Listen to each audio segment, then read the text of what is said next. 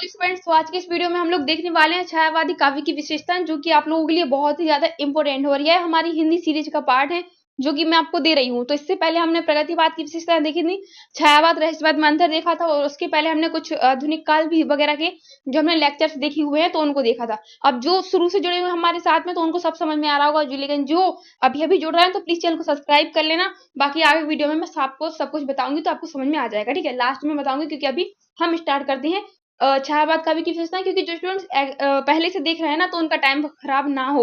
ठीक है, क्योंकि उनको तो पता है कि क्या चल रहा है। चलिए स्टार्ट करते हैं।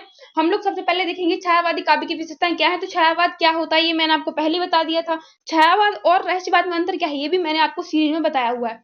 अब ये सीरीज कहाँ पे मिलेगी आपको? प्ले लिस्ट में जाके हिंदी ग्रामर सर्च कीजिए और वहां पे आपको मिल जाएगा। अगर नहीं मिलता है कमेंट कर देना, डिस्क्रिप्शन में लिंक दी होगी तो आप वहां से भी देख सकते हो। तो हम देखेंगे छायावादी विशेषताएं। एग्जाम में क्वेश्चन पेपर में क्वेश्चन पूछा ही जाता है 2 से 3 नंबर में। तो प्लीज आप इस वीडियो को पूरा देखें एंड इनको समझे कैसे इनको करना है। तो ये उनके लिए है जो एवरेज स्टूडेंट है, जो चाहते हैं कि बस हम पास हो जाएं। ठीक है, या फिर कह सकते हैं ऐसा कि जिनको ज्यादा लंबा चौड़ा याद नहीं होता है उनके लिए ये वीडियो है। ठीक है, क्योंकि जो अच्छे स्टूडेंट है ना, जो 99 प्लस नंबर लाना चाहते हैं, 90 प्लस नंबर लाना चाहते हैं, तो उसमें पता है क्या होता है, वो इनका भी क्या करते हैं, डिटेलिंग लिखते हैं जो यहाँ पे पॉइंट दिए गए हैं। लेकिन आप ऐसा नहीं करेंगे तो आपके लिए यहाँ पे क्या है, हम आपके लिए शॉर्ट में लेके आए हैं। लेकिन आप ये 10 पॉइंट तो लिख रहे हैं ना, तो ये आपका इंप्रेशन वहां पे कॉपी पे जमेगा। ठीक है, अगर 3 नंबर में आता है तो वो तो इन 3 की डिटेलिंग लिखेंगे, आप जब ये 10 पॉइंट लिखेंगे तो आपको भी उतने ही नंबर मिलेंगे, कोई भी नंबर आपका नहीं काटा जाएगा। ठीक है, चलिए स्टार्ट करते हैं। पहली हमारी क्या है, श्रृंगार की भावना। क्या है? श्रृंगार की भावना। दूसरी है व्यक्तिवाद की प्रधानता। क्या है? व्यक्तिवाद की प्रधानता। तीसरा आपका है जो प्रकृति है उसका मानवीकरण किया गया है। क्या है? प्रकृति का मानवीकरण। उसके बाद जो चौथा है वो है रूढ़िवाद का विरोध। क्या है? रूढ़िवाद का विरोध। फिर इसके बाद आपका एक और है सौंदर्यानुभूति। ठीक है, क्या है? सौंदर्यानुभूति। फिर इसके बाद वेदना एवं करुणा जो है उसका अस्तित्व। ठीक है, इसके बाद आपका सातवां है अज्ञात सत्ता के प्रति प्रेम। क्या है? अज्ञात सत्ता के प्रति प्रेम। ठीक है, इसके बाद नारी के प्रति नवीन भावना। और फिर आपका नौवां है जीवन दर्शन अभिव्यंजना शैली। अब हम लोग बात करने वाले एक बार फिर से इसको रिपीट करेंगे ताकि आपको याद हो, क्योंकि हमें आपको याद करवाना है ताकि आप जाके एग्जाम में लिख के आए। ठीक है, तो फिर देखते हैं हम एक बार फिर से। तो क्या है? पहला आपका श्रृंगार की भावना, दूसरा आपका क्या है, व्यक्तिवाद की प्रधानता, तीसरा क्या है, प्रकृति का मानवीकरण, चौथा क्या है आपका, रूढ़िवाद का विरोध। रूढ़िवाद का विरोध, जो पुरानी प्रथाएं चली आ रही हैं उनका विरोध यहाँ पे है। ठीक है, सौंदर्य की अनुभूति। ठीक है, अगर आप सौंदर्य अनुभूति नहीं लिख सकते तो आप क्या लिखेंगे, सौंदर्य की अनुभूति। फिर इसके बाद वेदना और करुणा का अस्तित्व। वेदना और करुणा का अस्तित्व।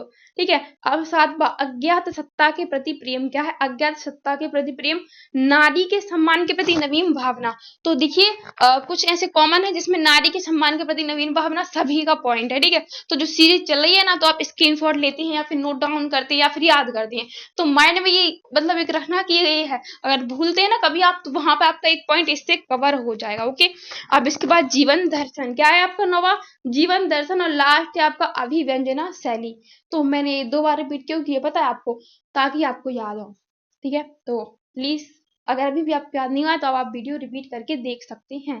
ठीक है, क्योंकि 3 नंबर में क्वेश्चन अगर आ जाएगा ना तो फिर प्रॉब्लम हो जाएगी अगर आप पे नहीं बनेगा तो प्लीज इसको करना। अब हम थोड़ी सी बात करते हैं ये क्या हो रहा है। तो ये हो रहा है, देखिए जो आपकी हिंदी है उसका पेपर तो आपका है ही, आप पास में तो कुछ नहीं है, बस जो सीरीज चल रही है बस उसमें जुड़ जाइए, शुरू से लेके लास्ट तक बस जुड़े रहना है आपको। जो भी आपको दिया जा रहा है ना उसको आपको कंप्लीट करना है। जो आप कंप्लीट करोगे ये सब कुछ, तो इससे बाहर कोई भी क्वेश्चन पेपर में ना तो ग्रामर का क्वेश्चन आना है, ना ही आपके जो आरोह वाली बुक्स हैं, वितान वाली बुक्स हैं, इनसे बाहर कोई क्वेश्चन ही नहीं आएगा। ठीक है, तो थोड़ा थोड़ा प्लीज आप सपोर्ट कीजिए और सबको शेयर कीजिए video. Thank you so much, मिलेंगे अगली वीडियो में।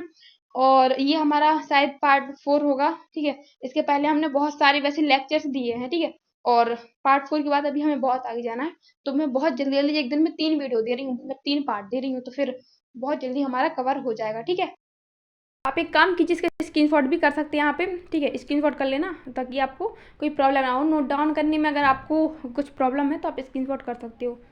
चलिए हम मिलेंगे अगली वीडियो में, जो कि हमारा नेक्स्ट होगा। कुछ भी विशेषताएं वगैरह जो इम्पोर्टेंट है मैं वो लेके आऊँगी। ठीक है, थैंक यू।